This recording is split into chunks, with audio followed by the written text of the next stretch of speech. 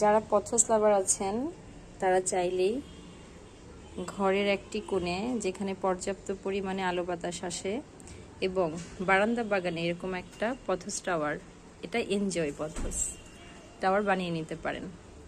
পথসের বৃদ্ধির জন্য সবচেয়ে জরুরি ব্যাপার হচ্ছে মিডিয়াটা ময়েস্ট রাখা এবং মোটামুটিভাবে 2-3 ঘন্টা যদি পর্যাপ্ত আলো বাতাস পায় তাহলে সুন্দর হেলদি একটা পথস গাছ গ্রো করতে পারে। আর ঝোপালো করতে চাইলে আপনারা খুব ঘন ঘন ট্রিম করে দিবেন। ট্রিম করে দিলেই অনেক স্টেম বের হবে আর এইরকম একটা টাওয়ার খুব তাড়াতাড়ি পেয়ে যেতে পারবেন। এবং সপ্তাহে অন্তত 3 ডেজ ডাস্টিং হিসেবে ভালোভাবে পাতাগুলো স্প্রে করে দিতে পারেন।